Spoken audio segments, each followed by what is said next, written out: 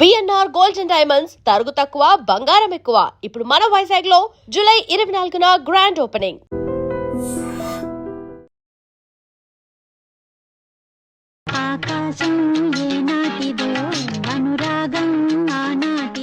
ప్రముఖ గాయని ఎస్ జానకమ్మ ఇక లేరు.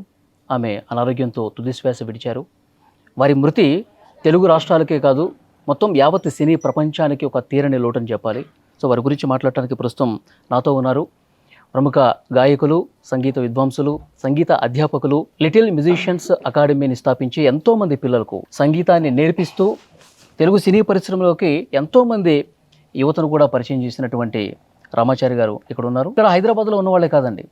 సో సార్ దగ్గర నేర్చుకుంటే సంగీతం ఇక మనకు తిరుగుండదని చెప్పి దేశ విదేశాల్లో ఉన్నటువంటి ఎన్ఆర్ఎస్ వాళ్ళ పిల్లలు కూడా ఇక్కడికి వచ్చి సార్ దగ్గర నేర్చుకుని ఎంతో నైపుణ్యాన్ని సంపాదించి వాళ్ళు వెళ్తూ ఉంటారు. సో ఈరోజు జానకమ్మ లేరు కాబట్టి వారి గురించి మాట్లాడటానికి మనం ఇక్కడికి వచ్చాం. సార్ నమస్కారం సార్. సార్ నిజంగా చాలా బాధాకరమైన విషయం. ఎస్ జానకమ్మ ఎన్నో పాటలు, వేల పాటలు. సో వారి గురించి ఏం చెప్తారు? వారితో మీకు ఏమైనా అనుబంధం ఉందా? ముందుగా నిన్న సాయంత్రం తెలిసింది మాకు ఈ న్యూస్. అప్పటి నుంచి నేనే కాదు మొత్తం యావత్ ప్రపంచంలో ఉండే సంగీత అభిమానులు అందరూ కూడా చాలా దిగ్భ్రాంతిలో ఉన్నారు. ముఖ్యంగా మా మ్యూజిషియన్స్, అంటే మేము దగ్గర నుంచి చూస్తాం కదా, ఆవిడతో కలిసి పాడుకున్న క్షణాలు మాకు గుర్తొస్తాయి.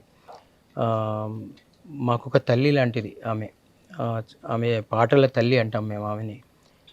ఆ పాటల తల్లి, ఆ చదువుల తల్లి దగ్గర నుంచి వచ్చింది. మళ్ళీ ఆ సరస్వతమ్మ దగ్గరికి వెళ్ళిపోయిందని నేను అనుకుంటున్నాను. ఎల్ఎంఏ లిటిల్ మ్యూజిషియన్స్ అకాడమీకి చాలా ఏళ్ల క్రితం, పాండమిక్ కంటే ముందు చాలా ఏళ్ల క్రితం, మా అకాడమీ ఇక్కడ లేదప్పుడు, ఒక చిన్న ప్లేస్లో చేస్తున్నాం. అక్కడికి పిల్లల్ని ఆశీర్వదించండి అని నేను రిక్వెస్ట్ చేశాను. మా ప్రోగ్రామ్ నెక్స్ట్ డే ఉండింది. ఏ సంవత్సరం సార్ అది? అది చాలా ఏళ్ళైందండి. మా ప్రోగ్రాంలో ఆవిడ చీఫ్ గెస్ట్గా ఉన్నప్పుడు ముందు రోజు ఒకసారి క్లాస్కి ఇన్వైట్ చేశాను నేను. చేసినప్పుడు ఆ తల్లి నాకు అలసటగా ఉంటుందమ్మా, పాడాలి కదా, నేను ఒక 5 నిమిషాలు వచ్చి వెళ్తానని వచ్చారు.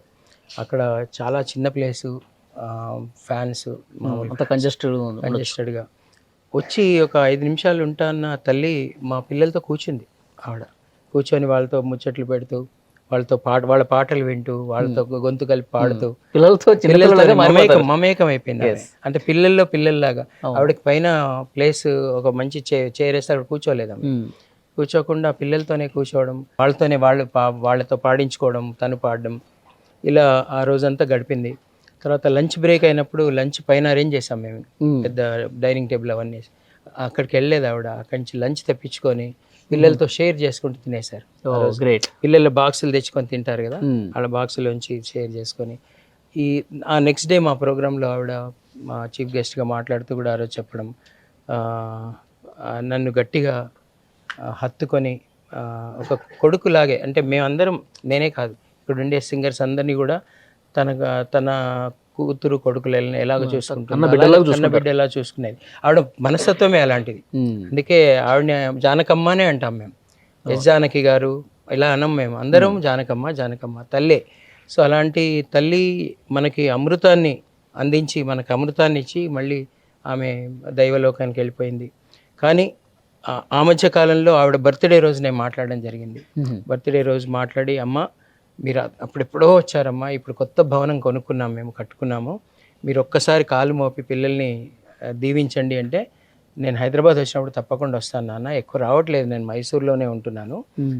తర్వాత మురళి గారు, ఆయన పోయిన తర్వాత చాలా డిప్రెస్ అయిపోయారు, ఆవిడ చాలా లో అయిపోయారు. ఇంకా నేను ఎక్కడికి వెళ్ళట్లేదు నాన్న.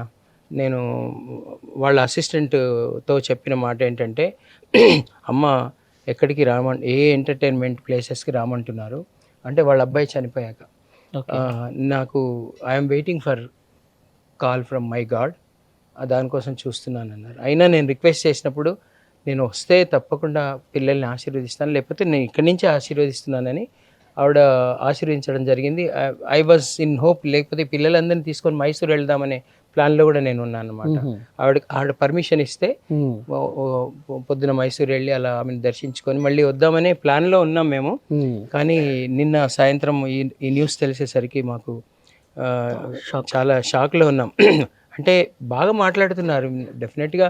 ఇంకా చాలా కాలం ఆవిడ మాటలు మేము అవును, వింటాం, అందరూ అట్లాగే ఆవిడతో అనుకున్నారు. చాలా కాలం ఉంటారు ఇంకా. ఆవిడని దర్శించుకుంటాం, ఆవిడతో ముచ్చటిస్తామని అనుకున్నాం. కానీ మాకు ఎల్ఎంఏ కోరిక మాత్రం తీరింది. వీళ్ళు కాదు, వీళ్ళకంటే ముందు బ్యాచ్. ఇప్పుడు మీరు చూస్తున్న పెద్ద ప్లేబ్యాక్ సింగర్స్ అంతా పిల్లలు వీళ్ళలాగా ఉన్నారు. అవును. ఇప్పుడు మీరు చూస్తున్న వాళ్ళంతా అప్పుడు పిల్లలు ఇలా నేర్చుకుంటున్నారు, వాళ్ళతో గడిపారు ఆవిడ. సో ఎక్కడ కలిసినా ఎప్పుడు కలిసిన ఆవిడ మేరు పర్వతం అని. అంటే ఆవిడ సింగింగ్లో అసలు ఆవిడ పాడిన పాటలు వింటే అసలు ఎవరైనా పాడగలరాలా ఆ స్థాయిలో, అంత వర్సిటాలిటీ. ఆవిడ ఏది పాడుతుంది, చిన్నపిల్లకి పాడినా, పెద్దవాళ్ళకి పాడినా, ఓల్డ్ లేడీకి పాడినా, ఒక రొమాంటిక్ సాంగ్ పాడినా, ఒక భక్తి. నడిరేయి ఏ జాములో స్వామి నిన్ను చేర దిగి వచ్చును, తిరుమల శిఖరాలు దిగి అని పాడినా, నీ కౌగిలిలో తలదాల్చి అని పాడినా, ఏ పాట పాడినా, పగలే వెన్నెల జగమే ఊయల అని పాడినా, ఏది పాడినా అసలు ఆ పాత్ర మనకి కనిపించేది. ఇందాక పిల్లలకు పొద్దున్నుంచి నేను పాఠం చెప్తున్నప్పుడు, మీరు ప్లేబ్యాక్ సింగర్ అవ్వాలంటే జానకమ్మ గారిని స్టడీ చేయండి. ఆవిడ పాడిన డిఫరెంట్ జానర్స్, డిఫరెంట్ పాటలు, అలాగే వీడియోలు చూడండి, ఏ పాత్రకు ఎలా పాడుతున్నారు. వాళ్ళంతా పాఠం ఆవిడ గురించే నేర్పిస్తున్నాను. నాకు తెలిసి ఈ సీజన్ అంతా కూడా అమ్మ గురించే చెప్తాను, ఆవిడ పాటలే నేర్పిస్తాను.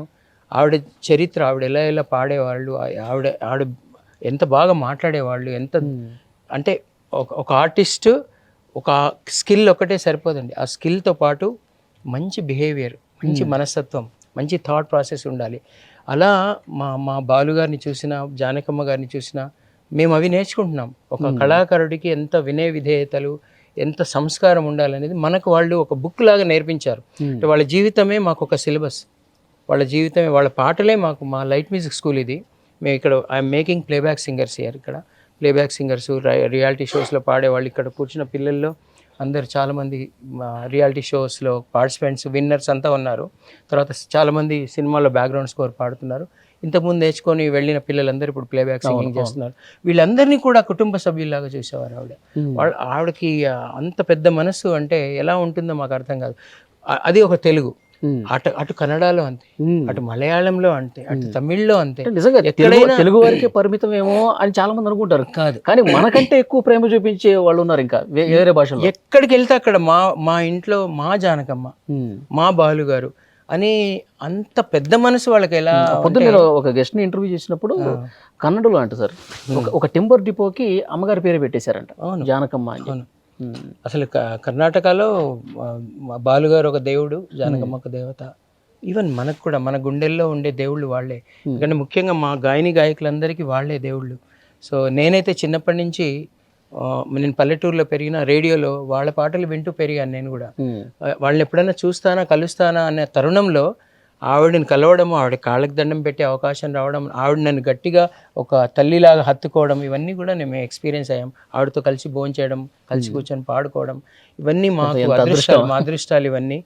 కానీ ఈరోజు ఆవిడ వెళ్ళిపోతుందని మేము అనుకోలేదు. ఇంకా 10 ఏళ్ళు ఆవిడతో ఇలాగే మాట్లాడుతుంటాము.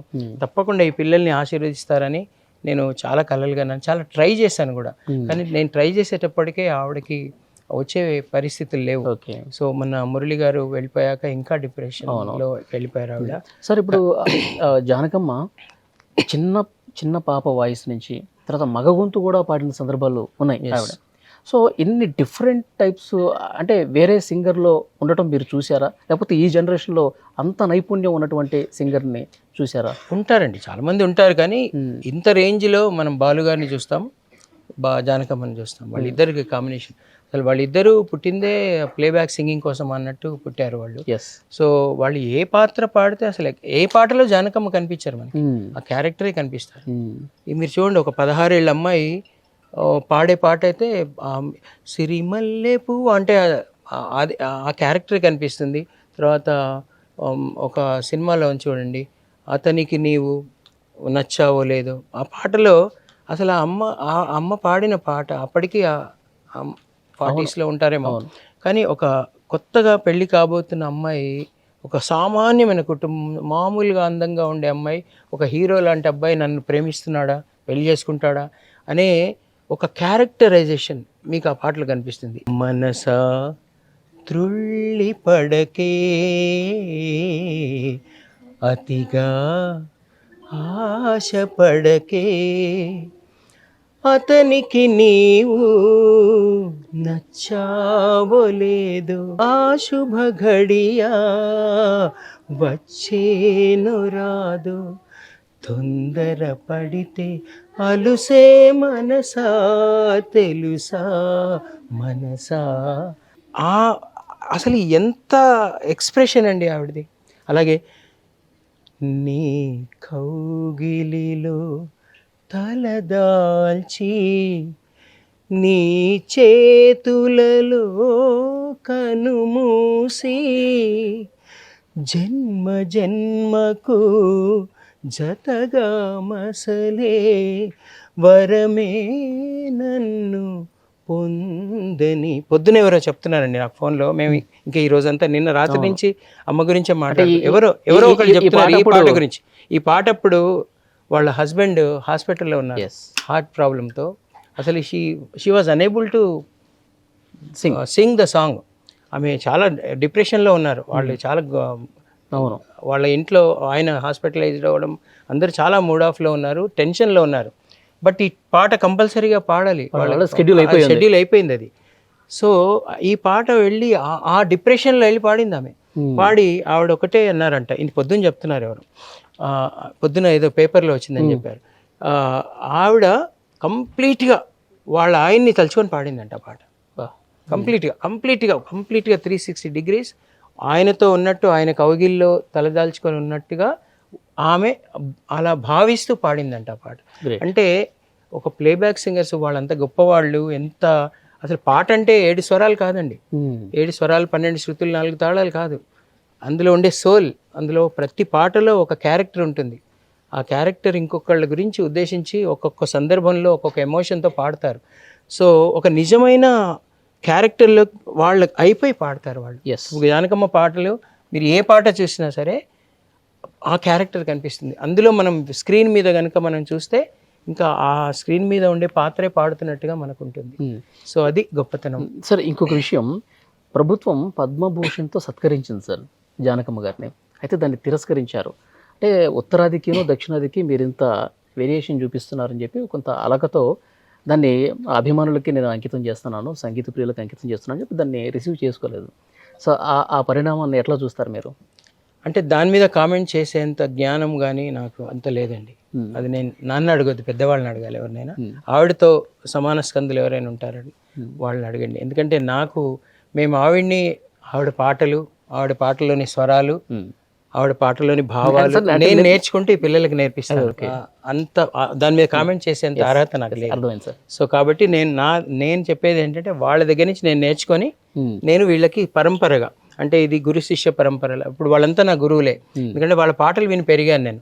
ఇప్పుడు జానకమ్మ గారు, ఘంటసాల గారు, సుశీలమ్మ గారు, లతా మంగేష్కర్ గారు, మొహమ్మద్ రఫీ గారు, వీళ్ళ పాటలు నేను ఎంత స్టడీ చేసి వాళ్ళు ఎంత బాగా పాడుతున్నారు ఇక్కడ. అందుకే మేము ఆడియో విజువల్ మేము ఒక పాట నేర్పించి వాళ్ళకి, ఇప్పుడు ఈ పాట నేర్పించాను కదా ఇందాక మీరు రాకముందు, మేఘమా దేహమా మెరవకే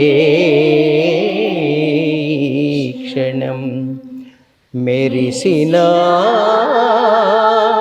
కురిసినా కరుగునే జీవనం మేఘమా దేహమా మెరవకే క్షణం. అంటే కరిగిపోయే జీవితం క్యారెక్టర్ అది. సో నేనేం చేస్తానంటే వాళ్ళు ఎలా పాడారు అది నేను వీళ్ళకి నేర్పించి తర్వాత ఆ పాత్ర ఆ సీన్ కూడా చూపిస్తాను. చూడండి అమ్మా, ఇప్పుడు ఈ పాట ఆ క్యారెక్టర్కి ఎలా పాడారు ఆవిడ. సో నా పని ఏంటంటే ఈ పెద్దవాళ్ళందరూ ఈ పాటలు నేర్చుకొని తప్పులు లేకుండా చక్కగా నేర్చుకొని అవి నేను నోట్స్ రాసుకొని స్వరాలు రాసుకొని ఆ భావము, రాగము, తాళం అన్నీ నేను క్షుణ్ణంగా రాసి వీళ్ళకి ఆ పాటలు, ఎందుకంటే అవి అజరామరమైనటువంటి ఏమంటారు ఇమ్మోర్టల్, అజరామరమైనటువంటి పాటలు అవి. సో ఈ ప్రపంచమంతా, ఈ సృష్టి ఉన్నంత కాలం ఈ పాటలు ఉంటాయి కాబట్టి ఆ పాటలు తప్పులు నేర్చుకోవద్దు. కాబట్టి నేను ఆ పాట, ఈ సినిమా పాటలైనా వాటికి నోటేషన్ రాసుకొని ఈ పిల్లలకి నేర్పిస్తారు అందరి పాటలు. మన పెద్దవాళ్ళు మనకు అందించిన అటు సినిమా పాటలు, లలిత గీతాలు, భక్తి గీతాలు, హిందీ భజన్స్, హిందీ పాటలు, తెలుగు పాటలు అన్నీ కూడా నేను ఈ పిల్లలకి అందిస్తున్నాను. ఇది నేను చేస్తున్న పని. మీరు అంత 100% పక్కాగా నేర్పిస్తారు కాబట్టి మీ దగ్గర నేర్చుకున్న వాళ్ళు స్టార్స్ అవుతున్నారు. అవునండి. దేవుడి దయ వల్ల అమ్మ ఆశీస్సులు కూడా మాకు ఎప్పుడు ఉంటాయని నేను అనుకుంటున్నాను. సార్ ఫైనల్గా జానకమ్మ గారి చూసి ఇప్పుడు వస్తున్నటువంటి ఈ జనరేషన్, ఇప్పుడు మీ దగ్గర నేర్చుకుంటున్న ఈ తరం వాళ్ళు కావచ్చు, ఈ సంగీతం ప్రపంచంలోకి రావాలి అనుకున్న వాళ్ళు కావచ్చు, ఏంటి వాటిని ఎలాంటి ఇన్స్పిరేషన్ తీసుకుని ముందుకు వెళ్ళాలంటారు? వాళ్ళు నిరంతరంగా సాధన చేశారండి. వాళ్ళు బాగా నేర్చుకున్నారు గురువుల దగ్గర. వాళ్ళు ఏంటంటే హంబుల్గా ఉంటారు. బాలుగారు కానీ జానకమ్మ గారు నాకు ఏం రాదు, మేము ఏం నేర్చుకోలేదు అంటే అబద్ధం అది. వాళ్ళు బాగా నేర్చుకున్నారండి, నిరంతరం సాధన చేస్తున్నారు, నిత్య విద్యార్థులు వాళ్ళు. తర్వాత ఎదిగిన కొద్దీ ఒదగమని అర్థం అందులో ఉందని, వాళ్ళు ఎంత ఎదిగితే అంత ఒదిగి ఉన్నారు. వాళ్ళకి చదువుతో పాటు సంస్కారం ఉంది, విద్యతో పాటు వినయం ఉంది, నిండు కుండలు తొణకం అంటారు కదా, అలా వాళ్ళు ఎంత నేర్చుకున్నా అంత హంబుల్గా, అన్నిటికంటే ఎక్కువ ఒక హ్యుమానిటీ వాళ్ళలో చాలా. అంటే మేము వీఆర్ ద హ్యూమన్ బీయింగ్ అనేది మర్చిపోలేదు ఎప్పుడు వాళ్ళు. వాళ్ళకి ఎన్ని అవార్డులు వచ్చినా అసలు అవన్నీ పట్టించుకోలేదు వాళ్ళు. వాళ్ళు మంచి హ్యూమన్ బీయింగ్స్గా ఉన్నారు. తర్వాత గురుభక్తితో ఉన్నారు, సమాజం అంటే చాలా ఇష్టము, తర్వాత మ్యూజిక్ అంటే ప్రాణం వాళ్ళకి, అందులోనే వాళ్ళు తరించిపోయారు. సో మనం ఏంటంటే ఈ పిల్లలు అదే నేర్చుకోవాలి, చదువుతో పాటు సంస్కారం ఎలా ఉండాలో వాళ్ళని చూసి నేర్చుకోవాలి. వాళ్ళ మాట తీరు, వాళ్ళ జాలి, కరుణ, దయ, వాళ్ళు ఎంత ఒదిగి ఉంటారు, ఎంత హంబుల్గా ఉంటారు, ఎంత ప్రేమగా ఉంటారు. అంటే వాళ్ళు మేరు పర్వతాలు, వాళ్ళు విద్యలో వాళ్ళు చేసే పనిలో వాళ్ళు పీక్. ఇంకా వాళ్ళు ఒక ఫైనల్ గోల్ అంటే వాళ్ళు జెండా పాతారు, ఎవరెస్ట్ మీద జెండా పాతారు కదా ఎక్కి, అలా ఎవరెస్ట్ మీద జెండా పాతిన వాళ్ళు. ఘంటసాల గారు, బాలు గారు, జానకమ్మ గారు, సుశీల గారు, లతా మంగేష్కర్ గారు, మొహమ్మద్ రఫీ గారు, యేసుదాస్ గారు, వీళ్ళంతా వాళ్ళు మాకు ఒక కరికులం, వాళ్ళే మాకు కరికులం, వాళ్ళే బుక్కు. వాళ్ళ నిజ జీవితంలో వాళ్ళు ఎలా ఉన్నారో అవన్నీ మేము వీళ్ళకి చెప్తుంటాం. వాళ్ళు స్టూడియోలో ఎలా బిహేవ్ చేస్తారు, వాళ్ళు స్టేజ్ మీద వచ్చి ఎలా పాడతారు. వాళ్ళు 10,000 ప్రోగ్రామ్ చేసి 10,000 ఒక్క ప్రోగ్రామ్ కూడా మళ్ళీ పూర్తిగా ప్రాక్టీస్ చేసి రిహార్సల్ చేసి పాడతారు ఆడియన్స్ ముందు. ఆడియన్స్ అంటే చాలా రెస్పెక్ట్ వాళ్ళకి. వాళ్ళు వినే శ్రోతలన్నా, వాళ్ళ ముందు కూర్చున్న ప్రేక్షకులన్నా వాళ్ళకి చాలా రెస్పెక్ట్ చేస్తారు. ప్రతి భాషను రెస్పెక్ట్ చేస్తారు. వాళ్ళు ఏ భాషలో పాడినా తప్పులు పాడరు. బాలుగారు, జానకమ్మ గారు, సుశీల గారు, మీరు బాగా గమనించండి, ఒక్క తప్పులు కూడా పాడరు వాళ్ళు. అటు తెలియకపోతే తెలుసుకొని పాడతారు. సో వాళ్ళకి ఎంత వినయం అంటే, ఎంత రెస్పెక్ట్ అంటే, నేను పిల్లలకు అదే చెప్తాను, మీరు చేసే పనిని ప్రేమించండి, రెస్పెక్ట్ చేయండి. ఈ రెండు చేయాలి. You should love the work you are doing and you should respect the work. అవి రెండు మాకు వాళ్ళు నేర్పించారు. వాళ్ళ స్ఫూర్తి మాకు అదే. తర్వాత ఈ పిల్లల్లో కలిసిపోతారు, పండితుల్లా కలిసిపోతారు, ఎక్కడికి వెళ్తే అక్కడ కలిసిపోతారు. అందుకే వాళ్ళని ఒకే మాట అంటాను, వాళ్ళు దైవాంశ సంభూతులు. వాళ్ళు దేవుడి దగ్గర నుంచి మన కోసం వచ్చారు, మనకి స్వరామృతాలని పంచారు, మళ్ళీ దేవుడి దగ్గరికి వెళ్ళిపోయారు. చాలా ప్రోగ్రామ్స్ నావి రికార్డ్ చేశారు. ముఖ్యంగా లిటిల్ మిషన్స్ అకాడమీ గురించి ప్రపంచానికి చాలా తెలియపరిచారు. ఎందుకంటే ఏదైనా మంచి పని చేస్తుంటే కూడా ఆ మంచి పనిని మీరు చూపిస్తున్నారు. కాబట్టి ఇక్కడ ఇది ఒక LMA బాలగాంధర్వం అనే ఒక గురుకులం, సంగీత గురుకులం. ఇక్కడ ఈ పిల్లలందరూ కూడా, ఇందులో ఉండే చాలామంది పిల్లలు కూడా ఇప్పుడు ప్లేబ్యాక్ సింగర్స్ అవుతున్నారు, రియాలిటీ షో, ఇవన్నీ కూడా మీరు మీ ఛానల్ వాళ్ళు చాలా ఎంకరేజ్ చేస్తున్నారు. మన ఐ డ్రీమ్ వాళ్ళకు కూడా నా కృతజ్ఞతలు తెలియజేస్తూ శుభం. Thank you sir.